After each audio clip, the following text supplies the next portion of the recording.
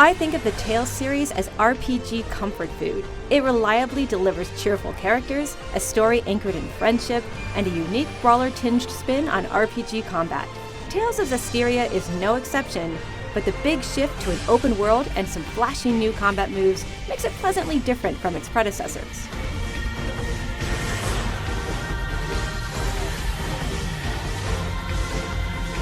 Zestiria's open world allows you to put on a wide-brimmed fedora and freely journey through a varied landscape of green pastures, sand-swept deserts, and gloomy swamps.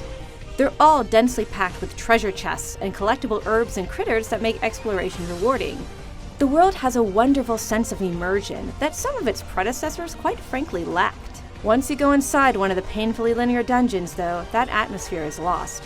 They're short, contrived, and padded out with puzzles that force you to ping-pong between rooms trying to get around obstacles and unlock doors. Their saving grace is some really fantastic music, which helps alleviate some of the tedium.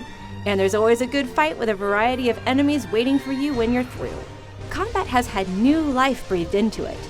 Characters still dole out pain on an enclosed 3D field with physical and magical actions known as arts, but the new armatization feature ratchets up the fun by allowing the protagonist Saray and his human companions to fuse with their seraphic friends and become powerful, anime with a capital A, entities on the battlefield. This doesn't mean that mindless button mashing and going Super Saiyan on enemies is always the right approach, though. Zestiria does a great job balancing the scales of combat by tying arts to a series of gauges that when depleted must be refilled before you can use your skills again. Arts and abilities are also tied to a clever rock-paper-scissors mechanic that encourages you to adjust your battle plan according to an enemy's particular strengths and weaknesses. Getting ready for a fight is almost as enjoyable as combat itself. Each piece of equipment has 4 skill slots, 3 of which can be filled however you see fit. Armor and weapons of the same type can be fused together to create a powerful piece of equipment. And the amount of abilities you can unlock is pretty impressive, which is why I appreciated the handy skill sheet that shows how different items boost your skills when equipped. I wish I could be as enthusiastic about the roughly 40-hour story and characters, but alas, I found both to be surprisingly weak.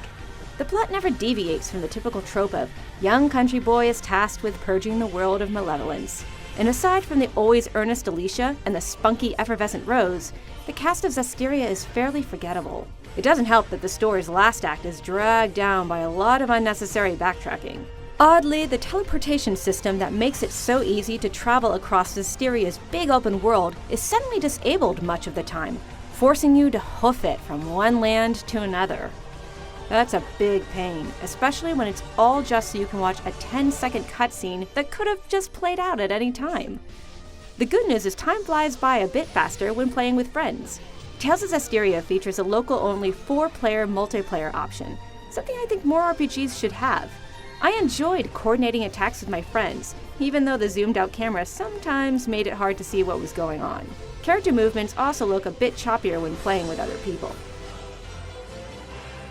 Tales of Zestiria doesn't deviate too far from its competent predecessors, but it's not a carbon copy either. Its open-world exploration, expansive customization, and flashy new armatization feature make it different enough to stand on its own. For more on everything Tales, stick with IGN.